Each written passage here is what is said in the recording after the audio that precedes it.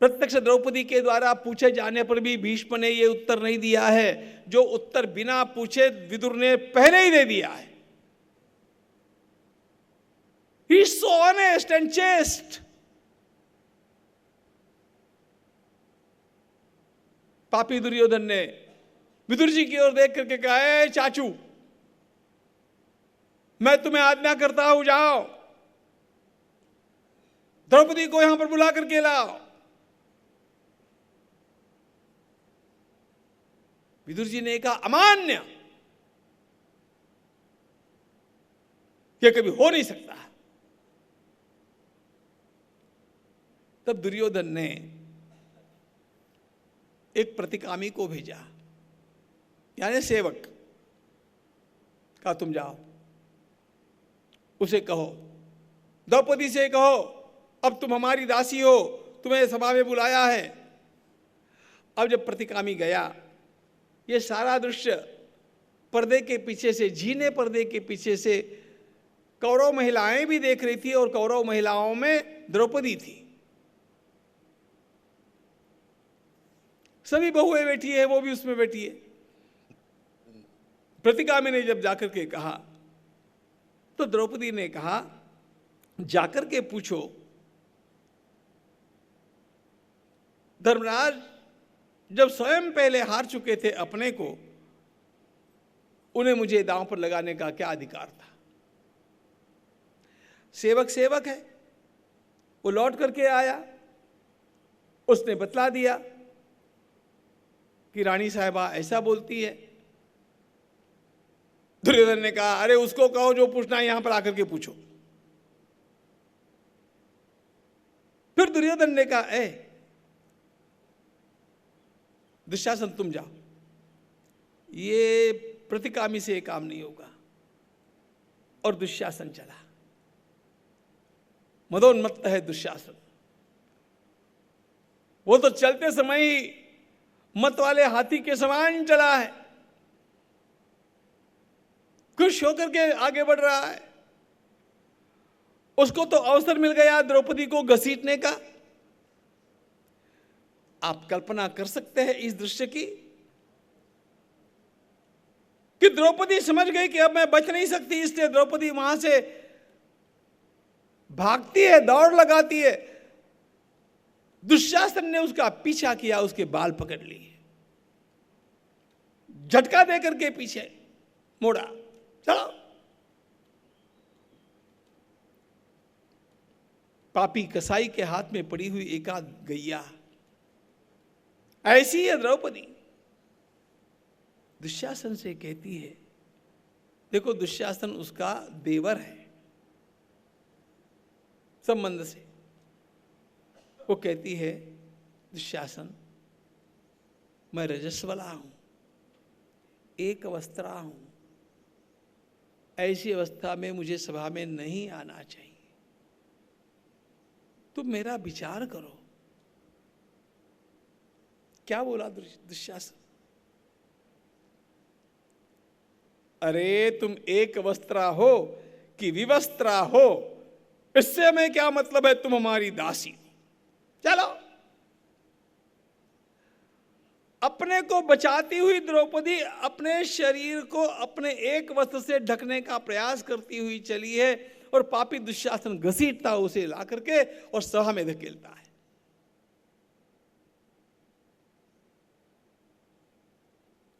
ये कितनी घिनौनी बात है।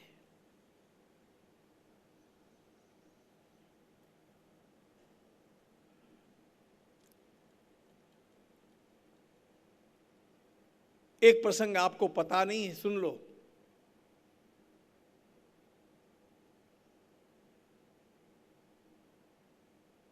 द्रौपदी को जब वहां पर लाया गया और दुशासन ने उसको मध्य में लाकर के कह दिया, ये हमारी दासी। 100 कौरवों में से एक कौरव खड़ा हुआ जिसका नाम है विकर्ण।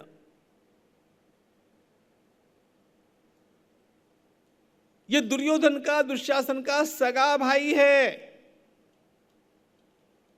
अरे सभी के सभी कौरव पापी नहीं थे जी। विकर्ण खड़ा हो गया और विकर्ण ने कहा कि अरे क्या कर रहे हैं आप लोग, हमारी भाभी का ये अपमान, इसको कौन दांव पर लगा सकता है, इसको छोड़ो। कौन बोल रहा है? ये दुर्योधन दुशासन का सगा भाई बोल रहा है, जिसका नाम है विकर्ण। लोगों को इस बात का पता नहीं है और विकर्ण खड़े होकर के बोल रहा है जोर से। उसके वाक्य आप सुनना चाहेंगे? एतत् श्रुत्वा महान्नाद सभ्यानामुदतिष्ठत विकर्णं शंसमानानां सौबलं चापि निंदता। आश्चर्य की बात यह है कि जब विकर्ण ने यह बात जोर से कही तो कितने सारे सभ्य कहते हैं सही बात है, सही बात है, विकर्ण जो बोल रहे हैं सही बात है।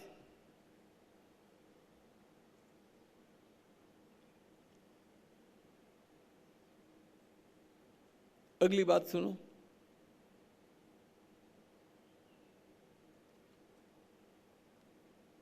जिन 100 के 100 कौरवों को हम पापी मानने की भूल करते हैं, उनमें से एक विकर्ण होकर के द्रौपदी का पक्ष लेकर के दुशासन को रोकना चाहता है। उस समय आपके लाडले कर्ण ने क्या किया? कर्ण ने विकर्ण का हाथ पकड़ करके उसको झटका दे करके नीचे बैठाया। मूर्ख, बैठो नीचे, बड़े शाने आए हो, हमारी भाभी है। क्या की भाभी है? ये वेश्या है। कर्ण ने कहा ये वेश्या है। इस कर्ण को आप सज्जन समझते हैं? इस कर्ण को सज्जन कहने वाला कौन सा साहित्यिक सज्जन है?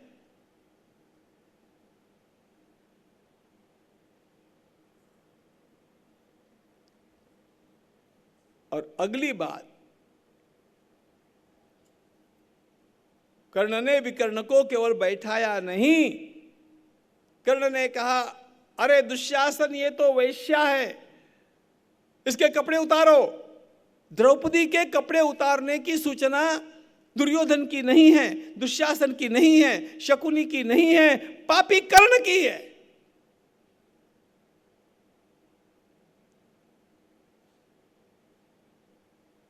कितना झूठ बोलते हैं हमारे देश के साहित्यिक,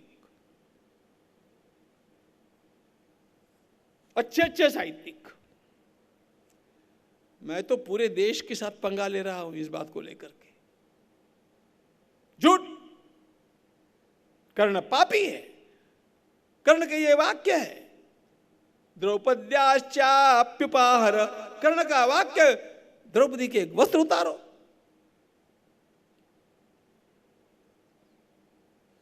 इस कर्ण को आप सज्जन कहेंगे, इस कर्ण को आप दानशूर कहेंगे, क्या कहेंगे?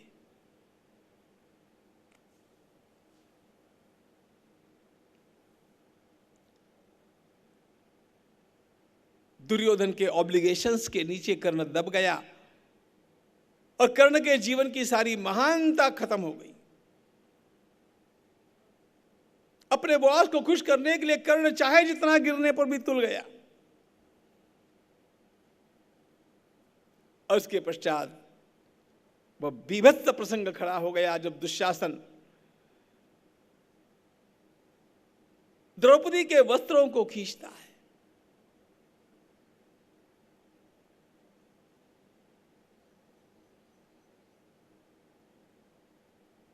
उसके पूर्व द्रौपदी ने स्वयं भीष्म से प्रश्न पूछा था। भीष्म उत्तर नहीं दे पाए। भीष्म ने उत्तर दिया।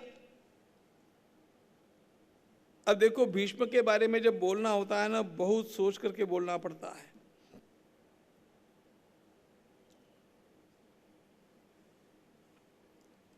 भीष्म ने कहा, द्रौपदी, सच्ची बात यह है कि धर्मराज जब मूल में हार गए तो तुम्हें वो दांव पर नहीं लगा सकते। लेकिन दूसरी भी और एक बात है कि किसी भी अवस्था में पति का पत्नी के ऊपर का अधिकार नष्ट नहीं होता है, इसलिए मैं इसका उत्तर ठीक से दे नहीं पा रहा। न धर्मसौक्ष्म्यात् सुभगे विवेक्तुम शक्नोमि ते प्रश्नमिमं यथावत्। ये भीष्म का उत्तर है गोलमोल।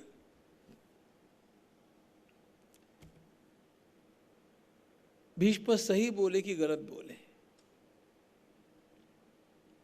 कानून की दृष्टि से भीष्म सही बोले,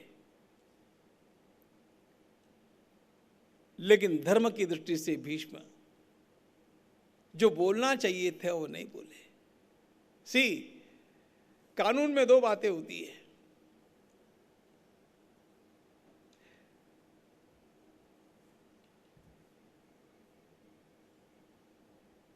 एक तो होता है कानून का शब्द,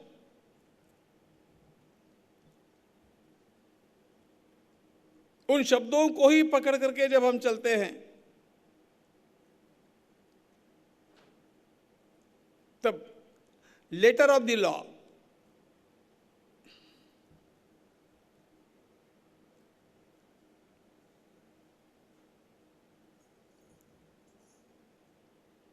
वो महत्वपूर्ण हो जाता है।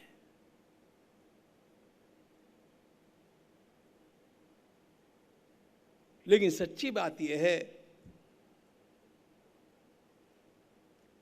सारी बातें शब्दों में बंद नहीं की जा सकती।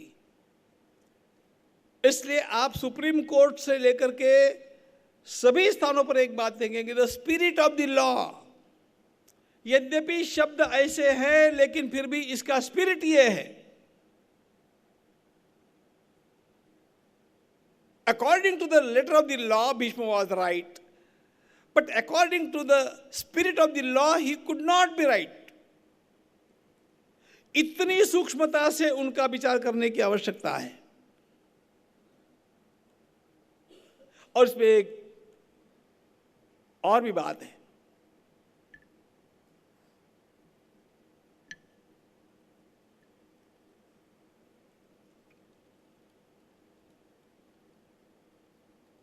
यदि भीष्म सही है तो विदुर जी गलत है।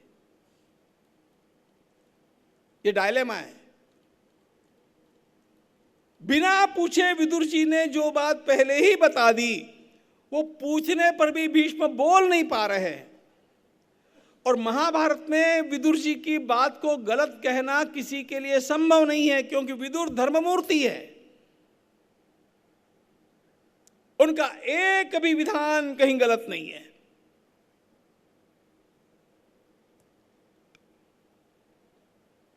इस एक बात को लेकर के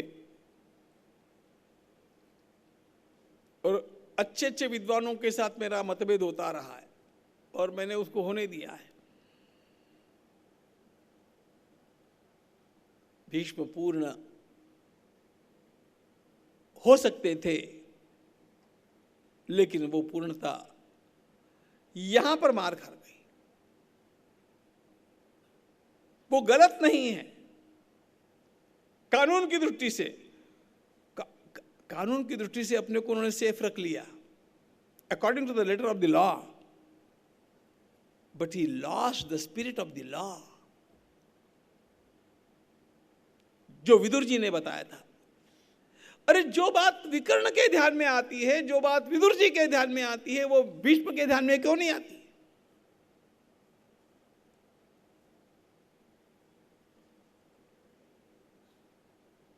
चलो कुल मिलाकर के तो आखिर कर्ण के सुझाव के अनुसार पापी दुशासन ने द्रौपदी का वस्त्र खींचना आरंभ किया।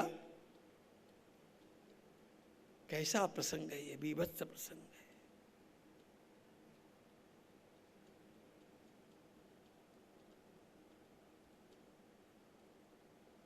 पांचों पांडव बैठे हैं, कोई कुछ नहीं कर सकता है।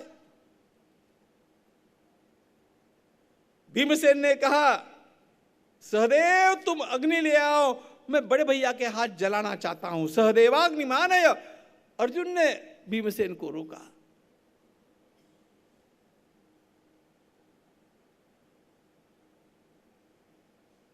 न भीष्म काम आए, न धृतराष्ट्र काम आया, न विदुर जी काम, कोई भी काम नहीं आ रहा है। द्रौपदी ने कृष्ण को पुकारा, गोविंद द्वारिकावासिन कृष्ण गोपी जनप्रिय, कौरवै परिभूता मां किन्न जानासि केशव, नंदलाल सावरिया मेरे, नंदलाल सावरिया मेरे, गोपाल सावरिया मेरे, गोपाल सावरिया मेरे, अब कोई न सहारा बिनु तेरे, नंदलाल सावरिया मेरे, अब कोई न सहारा बिनु तेरे,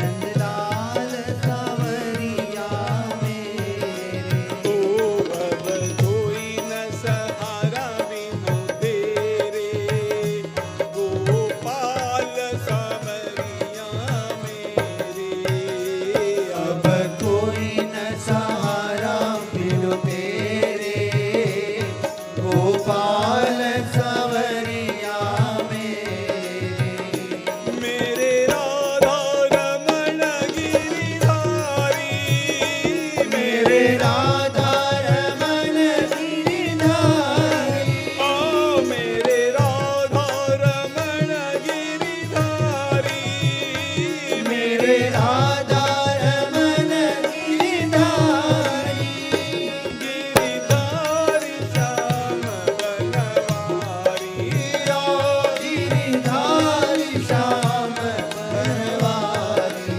ओ गिरिधारी श्याम बनवारी, गिरिधारी श्याम बनवारी, अब कोई न सहारा बिनु तेरे, नंदलाल सावरिया मेरे,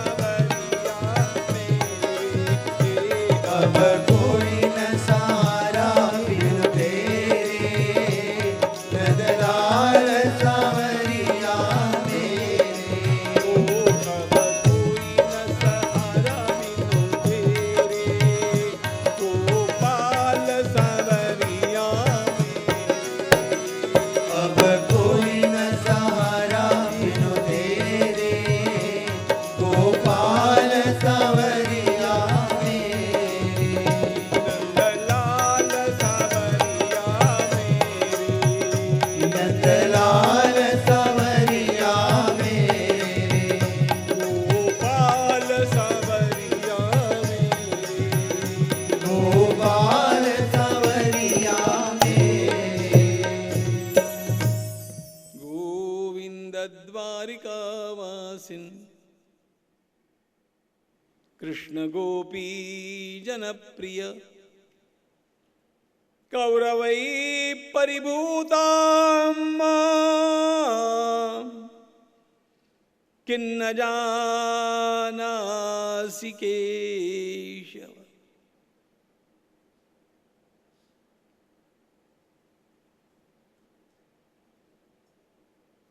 द्रौपदी की यह पुकार अद्भुत पुकार है, ध्यान रखना।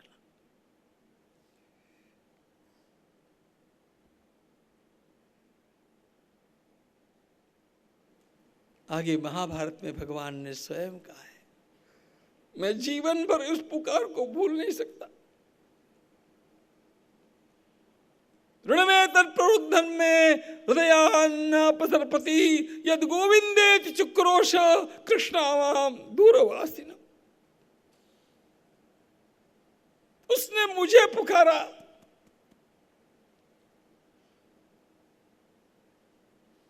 तेषामहं समुद्धर्ता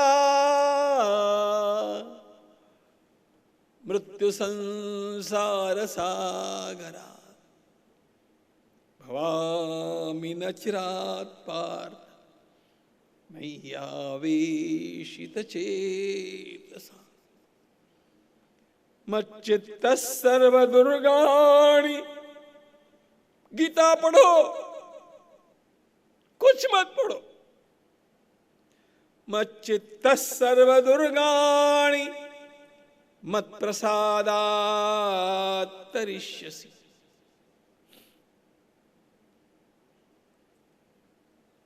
बार बार भगवान गीता में आश्वासन देते हैं, अर्जुन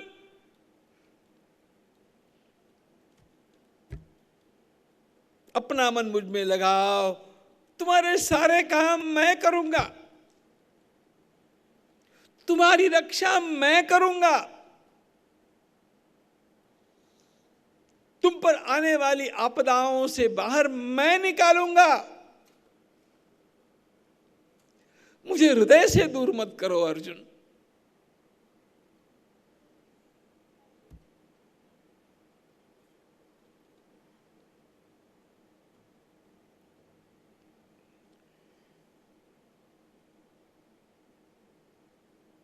वस्त्रों का ढेर हो गया, सभा देखती रह गई।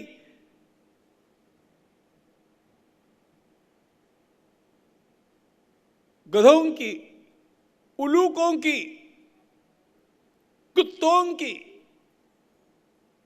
भिन्न भिन्न प्रकार की आवाजें निकलने लगी।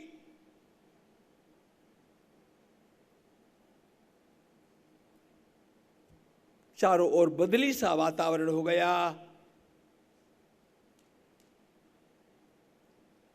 और भीमसेन ने खड़े होकर के कहा, सुन लो, एक न एक दिन इस पापी दुशासन का कंठ चीर करके मैं इसका रक्तप्राशन करूंगा। इस दुर्योधन की जंगा को मैं अपनी गदा से तोड़ूंगा।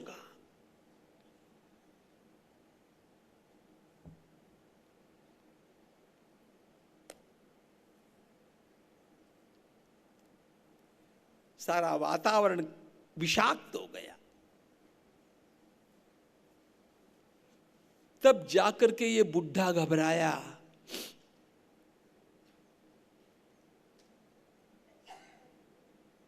अंधा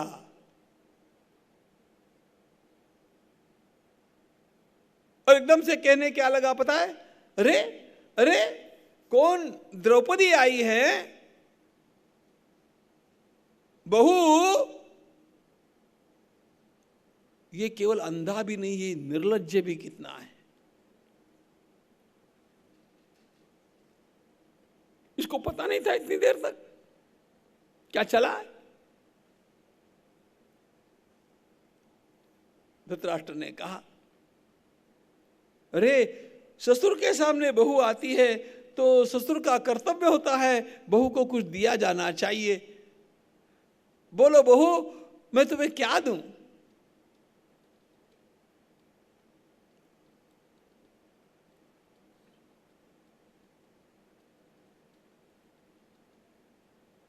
द्रौपदी शालीन है जी। मेरे तो मुख में शब्द आता है थेरड़िया।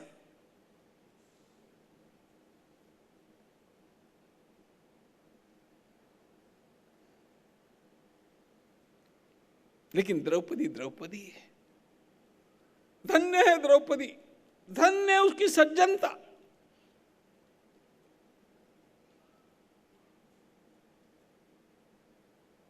द्रौपदी ने कहा, पिताजी रजस्वला अवस्था में हूं इसलिए आपको प्रणाम नहीं कर सकती हूं, इसकी क्षमा करें। कोई बात नहीं, मुझसे कुछ मांगो। क्या मांगा द्रौपदी ने? द्रौपदी ने कहा, मेरे ऊपर आप कृपा करना चाहते हैं तो मेरे ज्येष्ठ पति युधिष्ठिर को आप दासत्व से मुक्त कर दो। कर दिया। वो दास नहीं, वो किसी का दास नहीं होगा। बहू एक बात और मांग लो। द्रौपदी ने कहा मेरे अन्य पतिदेवों को भी मुक्त कर दो और उनके रथ और उनके शस्त्र उनको मिल जाए, इतनी व्यवस्था कर दो। हो गया। ए भाई तुरंत व्यवस्था करो। बहू एक बात और मांग लो। द्रौपदी ने कहा पिताजी क्षत्राणी को 2 वरदान मांगने का अधिकार होता है, मैं तीसरा वरदान आपसे नहीं मांगूंगी।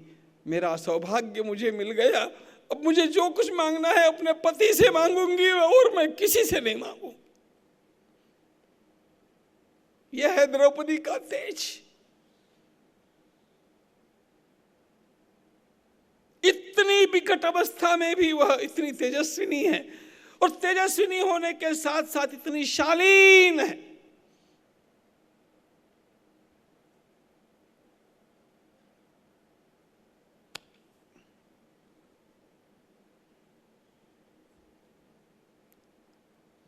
कैसा भी पापी है कर्ण, लेकिन जब द्रौपदी ने यह कह दिया ना, कर्ण के मुख से एकदम शब्द निकल पड़े, शाबाश शाबाश, क्या बात है।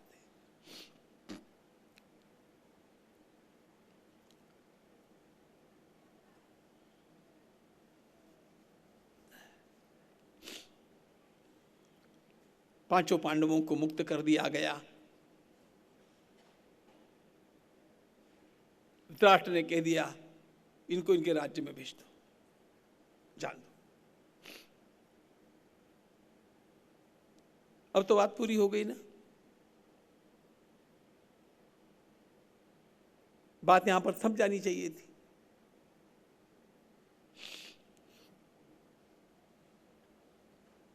चंडाल चौकड़ी की तुरंत इमरजेंसी मीटिंग हो गई। दुर्योधन, दुशासन, शकुनी और कर्ण चारों बैठे। अरे ये बुढ़े ने फिर गड़बड़ कर दिया, चारों को छोड़ दिया, पांचों को छोड़ दिया, सब कुछ लौटा दिया। अब तो सांप की पूंछ पर पग रख करके जैसे हम स्वस्थ नहीं रह सकते, डर बना रहेगा, वैसा इनका डर बना रहेगा। शकुनी ने कहा दुर्योधन एक बार, एक दांव के लिए पांडवों को वापस बुलाओ। धृतराष्ट्र ने वापस भेजा है दूत धर्मराज के पास कि एक दांव खेलना रह गया था, इसलिए वापस बुलाया है। हद हो गई, धर्मराज काय को लौट करके आए। अभी तो समझते, अरे गलतियों की भी एक सीमा होती है।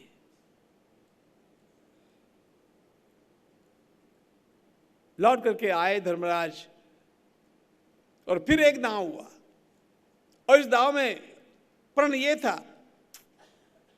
जो हार जाएगा वह 12 वर्षों का वनवास और 1 वर्ष का अज्ञातवास स्वीकार करेगा।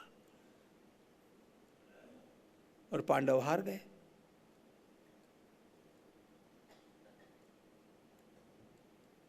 सारा गुरु वापिस गोबर हो गया।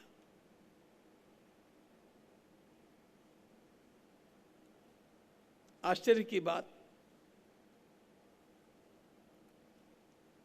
पांडवों को अपने राजवस्त्र वहां पर उतारने पड़े। वन के लिए प्रस्थान करते समय रोती हुई कुंती माता ने कहा मैं भी आपके साथ आऊंगी। विदुर जी ने कुंती माता के चरणों में गिर करके कहा भाभी मैं आपको नहीं जाने दूंगा, मैं आपका देवर हूं। इस अवस्था में आपको वन में जाना पड़ गया तो मेरा तो जन्म ही निरर्थक हो गया।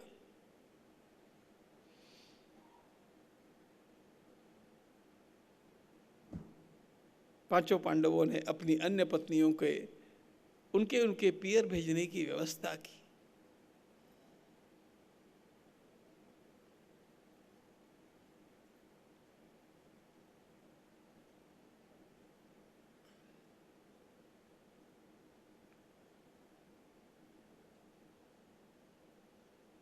कुंती माता विदुर जी के पास रहेगी, यह निश्चित हुआ। और पांडव चले, वन के लिए प्रस्थान किए।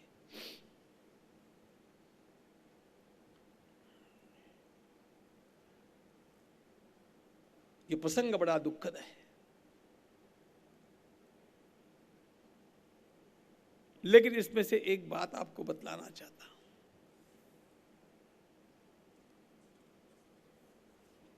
पांचों पांडव और द्रौपदी ये सब चले। पांडवों का वनवास और भगवान श्री राम का वनवास समान नहीं है। पांडवों के वनवास में उनके साथ 14 रथ भी है सामान ढोने के लिए, कुछ सेवक भी है।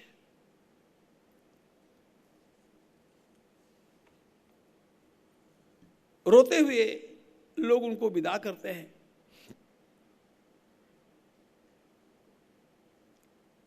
सायंकाल की बेला में प्रमाण कोटि के स्थान पर आते हैं। प्रमाण कोटि आपको नाम याद होगा, जहां भीमसेन को जहर के लड्डू खिला करके डुबो दिया गया था, वही ये स्थान। वहां पर आते आते सायंकाल की बेला हो गई थी, इसलिए सब वहीं पर रुक गए।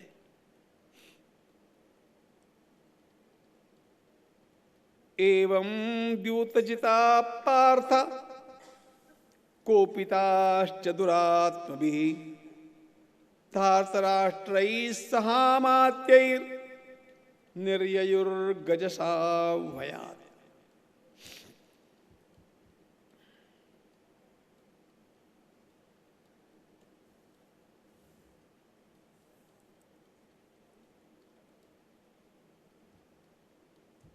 रात्रि के समय पांडव कुछ खा पी नहीं सके, पानी पी करके सो गए। सैकड़ों की संख्या में लोग पीछे पीछे आए थे। लोग पांडवों के प्रेमी थे। रात्रि में लोग वहीं पर रहे। प्रातःकाल की बेला में पांडवों ने उठ करके संध्या वंदन आदि किया, लोगों को विदा किया, हाथ जोड़ करके प्रेम की बातें सुना करके लोगों को विदा किया। भगवान वेदव्यास जी महाराज लिखते हैं, सैकड़ों की संख्या में ब्राह्मण लोग भी आए थे। ये लोग लौट करके गए नहीं।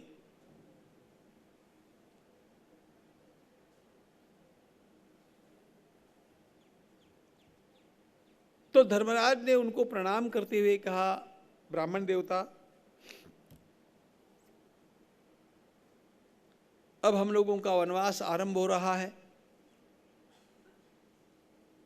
हमारे प्रेम के खातिर आप यहां तक आए, अब लौट जाइए।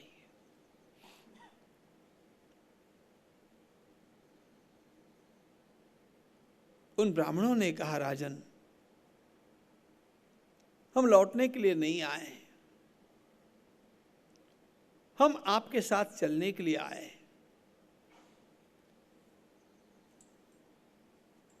सैकड़ों की संख्या में। तो धर्मराज ने कहा, हमारा तो वनवास 12 वर्ष का है, 1 वर्ष का अज्ञातवास है, आप कब तक हमारे साथ रहेंगे? ब्राह्मणों ने उत्तर दिया, वनवास पूरा होने तक हम लोग साथ में रहने वाले हैं, अज्ञातवास के पूर्व हम लोग चले आएंगे, लेकिन राजन, वनवास में हम आपके साथ रहेंगे।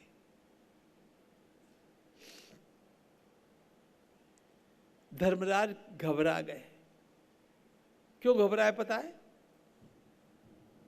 और इतने ब्राह्मण साथ में रहेंगे तो ब्राह्मण भोजन की व्यवस्था करनी पड़ती है ना। हाथ जोड़ करके धर्मराज ने कहा, ब्राह्मण देवता, अब हम स्वयं वनवासी हैं,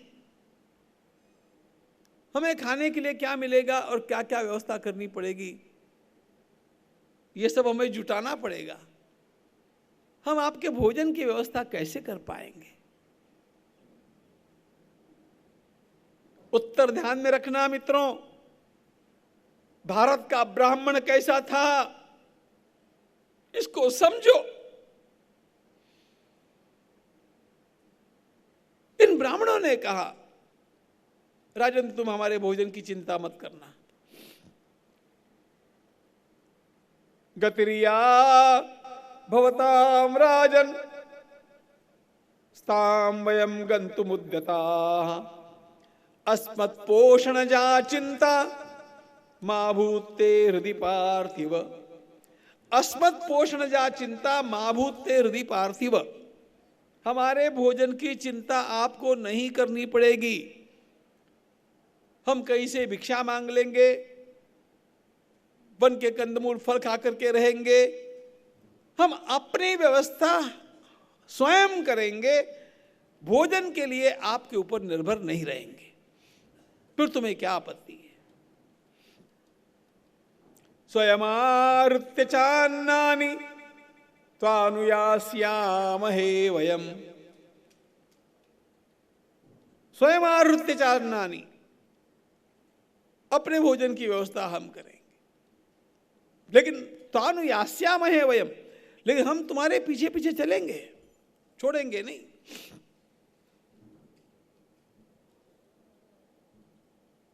धर्मराज ने पूछा, लेकिन महाराज फिर आप करेंगे क्या? हमारे तो नसीब में वनवास आया, आप स्वयं काय को वन के लिए चल पड़े हैं इतने वर्षों के लिए। यहां पर जो उत्तर उन ब्राह्मणों ने दिया, उससे पता चलेगा आपको कि यह देश जीवंत तेजस्वी कैसे रहा।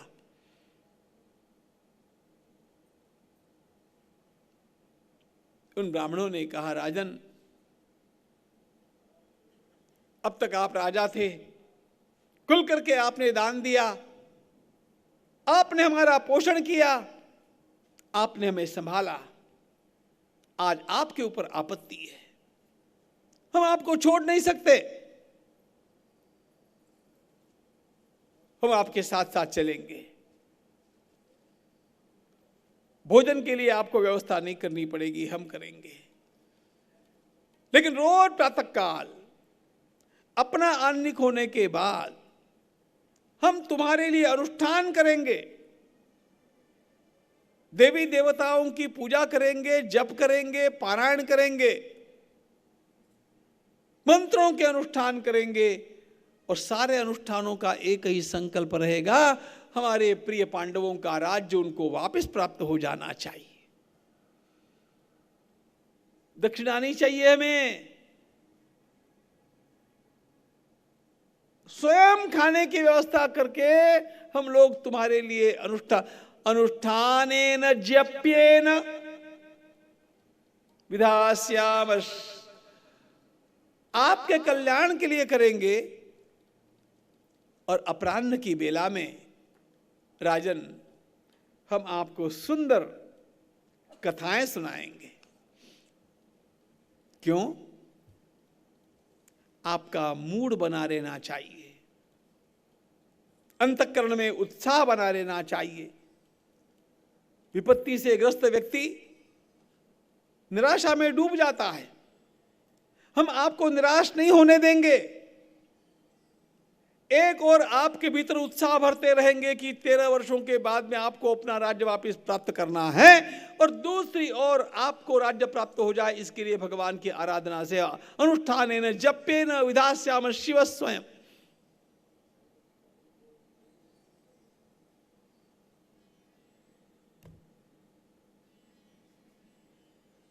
आपत्तिग्रस्त आपको हम छोड़ेंगे नहीं।